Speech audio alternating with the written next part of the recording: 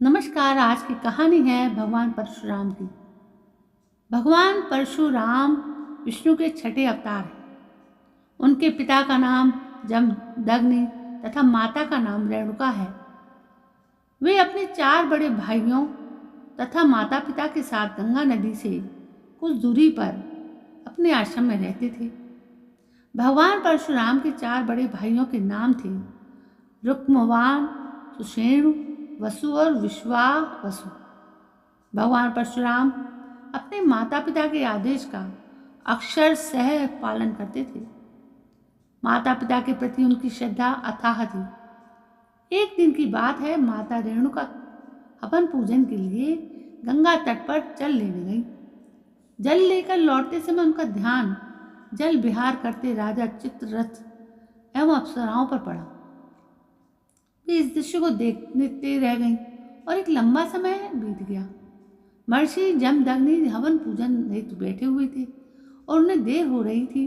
तभी उन्होंने अपनी दिव्य दृष्टि से जानना चाहा कि आखिर देवी रेणुका को इतना विलंब क्यों हो रहा है। यह सब जानते ही वो अति क्रोधित हो उठे। जब तक देवी रेणुका आश्रम पहुंची तब तक पूजन हवन में विलंब हो चुका था और महर्षि जमदग्नि आग बबूला था। क्रोध में उन्होंने अपनी पत्नी को मर्यादा विरोधी आचरण करने हेतु दंड दिया।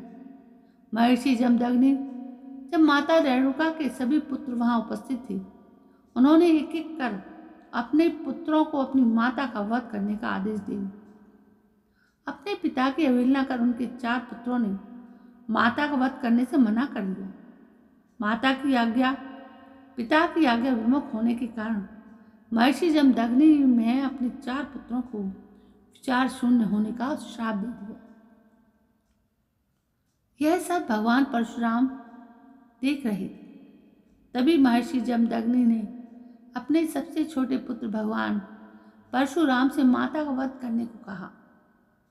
तब भूत व भविष्य जानने वाले भगवान परशुराम ने बिना एक क्षण व्यतीत किए अपनी माता का सर काटकर उनका वध कर दिया। यह देख महर्षि जमदग्नि अति प्रसन्न हुए। उन्होंने अपने बेटे परशुराम से 3 वरदान मांगने को कहा। तब इन सब बातों को पहले से जानने वाले भगवान परशुराम ने 3 वरदान मांगे। पहला, माता रेणुका को पुनर्जीवित करना और उनके 4 भाई स्वस्थ हो जाएं। दूसरा, उनमें से किसी को भी इस बात की स्मृति न रहे। तीसरा, वे दीर्घायु एवं अजय हों। भगवान परशुराम की मांग सुनकर महर्षि जमदग्नि को अपने क्रोध का एहसास हुआ। तथास्तु कहकर उन्होंने अपने पुत्र को तीनों वरदान दे दिए।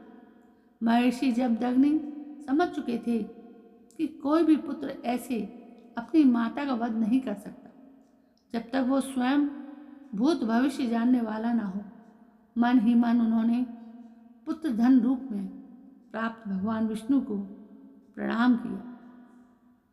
तो दोस्तों, ये थी भगवान परशुराम की बहुत ही सुंदर और बहुत ही खूबसूरत कहानी जो आज आपने इस वीडियो में सुनी।